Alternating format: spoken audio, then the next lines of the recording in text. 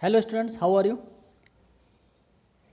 इस वीडियो में हम बात करेंगे, अगर आप सीए फाइनल में हो, इंटर में हो या सीएस की किसी भी लेवल में हो या फिर सीए में कर रहे हो आप, और आपके पास लॉ सब्जेक्ट है, तो उसमें अगर आपको 60+ मार्क्स लाना है तो उसके लिए आपको क्या करना है। मैक्सिमम स्टूडेंट्स कुछ मिसकंसेप्शन में रहते हैं और उस कारण वो अपनी जो स्टडी टाइम होता है उसको वेस्ट कर रहे होते हैं। मैं देख रहा होता हूँ कुछ बच्चे पेनल्टी के नंबर याद करने में लगे होते हैं, कोई सेक्शन नंबर याद करने में लगा होता है, कोई प्रेजेंटेशंस की प्रैक्टिस करने में लगा होता है कि ये सब सुधार करेंगे तो शायद हमारा अच्छा मार्क्स आ सकता है। हो सकता है ये आप जो कह रहे हो सही भी हो सकता है या मे भी ये गलत भी हो सकता है। आइए इस वीडियो में हम देखते हैं कि अगर एक सही तरीके से 60+ मार्क्स लाना है तो उसके लिए आपको क्या करना चाहिए।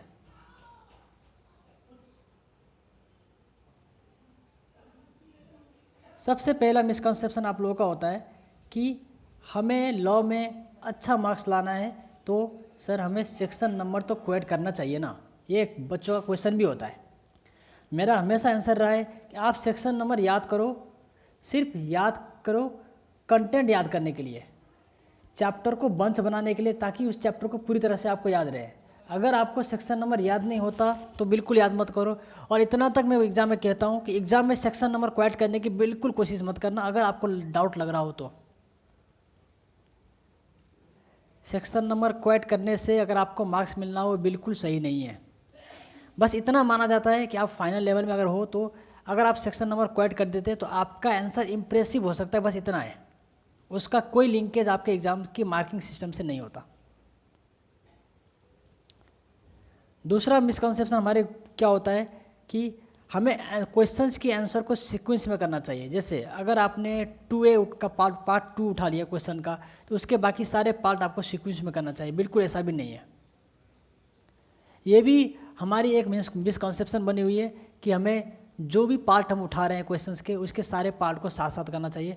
आपको हमेशा एग्जाम में सबसे पहले उस क्वेश्चंस को उठाओ जो आपको ईजी लग रहा है, जिसमें आप कंफर्ट हो, आपको लगता है कि आप उसमें मार्क्स अचीव कर सकते हो बहुत ईजीली, उसको आप उठाओ। तीसरा मिसकंसेप्शन कि आपकी राइटिंग बहुत अच्छी होनी चाहिए। अगर राइटिंग आपकी बहुत नीट एंड क्लीन है तो ही आपको मार्क्स मिलेगा। आप पास्ट में अगर देखो बहुत सारे ऐसे स्टूडेंट हैं जिनके अच्छे मार्क्स हैं लेकिन उतनी उनकी राइटिंग अच्छी नहीं है। आईसीआई क्या मांगता है, ऑब्वियसली आईसीआई क्या कोई भी बॉडी या कोई भी एग्जामिनर क्या मांगता होगा कि बच्चे ने जो लिखा हुआ है वो उनको समझ आनी चाहिए। आप इस तरह से लिखो कि आप एग्जामिनर को समझा पा रहे हो कि आप क्या कहना चाह रहे हो। ये मैटर नहीं करता कि आप कितने अच्छे से लिख के दिखा रहे हो। इसीलिए राइटिंग में भी आपको ध्यान नहीं देना है। चौथा मिसकंसेप्शन, आपकी प्रेजेंटेशंस बहुत अच्छी होनी चाहिए तभी मार्क्स मिलेगा। बिल्कुल गलत, ये भी गलत है। आपको प्रेजेंटेशंस के बेस पे मैंने कहा आप सिर्फ इंप्रेशन दिखा सकते हो, लेकिन अगर आपका कंटेंट ही गलत हो तो आपको फिर मार्क्स कैसे मिलेगा। आपको अगर अच्छा मार्क्स अचीव करना है तो आपको कंटेंट पे ध्यान देना है, ना कि इन सब चीज़ों पे। अच्छा कंटेंट तो अच्छी मार्क्स।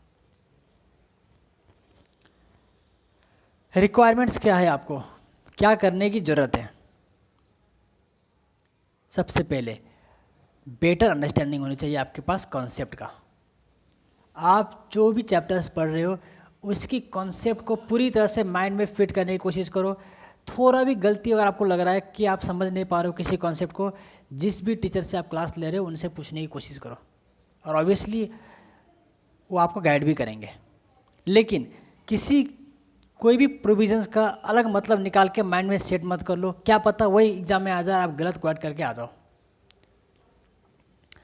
सेकेंड प्रैक्टिस आपको अप्रोच क्या बताना है कि लॉ में हमेशा कोशिश करना, अगर इंटरलिंक कर पाओ, प्रोविजंस को इंटरलिंक करके एनालाइज कर पाओ तो बहुत अच्छा है।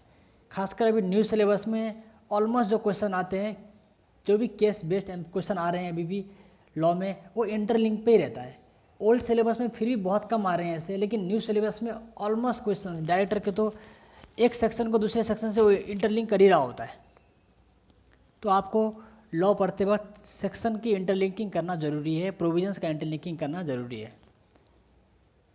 तीसरा आप क्या करोगे, एक नोट पे स्ट्रिक्ट रहोगे, एक ऑथर पे स्ट्रिक्ट रहोगे। मल्टीपल नोट्स लेने की बिल्कुल कोशिश मत करना।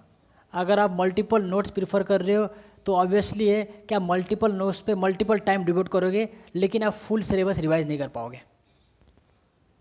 और जब आप फुल सिलेबस रिवाइज नहीं करोगे तो 100 मार्क्स का एग्जाम में अटेम्प्ट भी कैसे कर पाओगे। जैसे आप मेरा प्रीवियस वीडियो देखोगे, मैंने बार बार बोला हुआ है कि एग्ज़ाम में अगर मार्क्स सिक्योर करना है तो 100 मार्क्स अटेम्प्ट कर पाओ, इसकी प्रैक्टिस करना है आपको। तो इसीलिए मल्टीपल नोट्स की तरफ नहीं भागना है, एक ही नोट्स को प्रेफर करना है आपको। सबसे बड़ी मेरी एक रिक्वेस्ट भी रहेगी आप लोगों से, और इसमें आप लोगों को शायद ध्यान भी देना चाहिए। बहुत सारे अच्छे स्टूडेंट तो इसमें ध्यान देते हैं और शायद इसीलिए वो अच्छा भी करते हैं।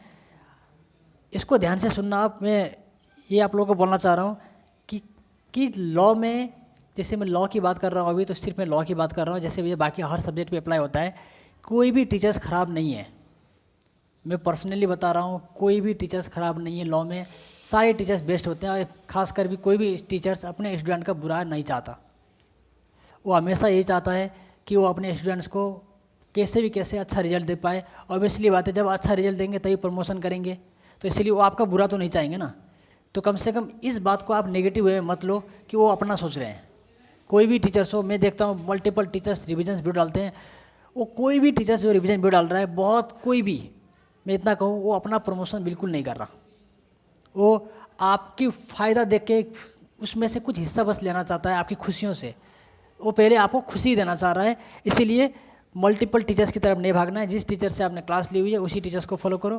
क्लास नहीं ली हुई है, सेल्फ स्टडी की हुई है, तब भी जिस टीचर्स का वीडियो पसंद आता है एक बार यूट्यूब में, उसी टीचर्स पे स्ट्रिक्ट रहो। मल्टीपल टीचर्स को रिफ़र नहीं करना है, मल्टीपल चैनल्स की तरफ नहीं भागना है।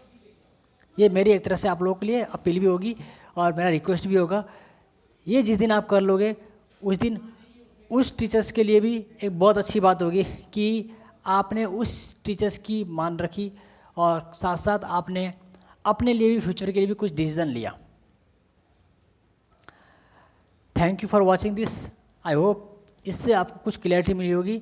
लॉ में बहुत इजी है, आपको सारे 100% अगर ना भी पढ़ो तो भी लॉ में मार्क्स गेन करना बहुत इजी है। सिर्फ फोकस करो। जैसे कुछ बच्चों ने मुझे रिक्वायरमेंट बोला है कि मुझे वाइंडिंग अप करा के देने के लिए, मैं सिर्फ उनके रिक्वेस्ट के लिए वाइंडिंग अप चैप्टर डाल भी दूंगा, लेकिन मैं फिर भी बोलता हूँ जैसे वाइंडिंग अप चैप्टर्स और उनकी जो मार्किंग है और चैप्टर्स का जो अभी भी जो चैप्टर्स की वेटेज है कंटेंट के अकॉर्डिंग, वो बहुत वाइड है, बहुत ज़्यादा है। तो इसीलिए आपको कोशिश करना चाहिए कि छोटे छोटे कंटेंट वाले चैप्टरों से, जो उसमें रेगुलर क्वेश्चंस आते हैं, जो मैंने आप लोगों को डालता जा रहा हूँ, उनकी तरफ फोकस करो और उनसे मार्क्स को गेन करने की कोशिश करो। Thank you for watching. Stay connected, stay updated.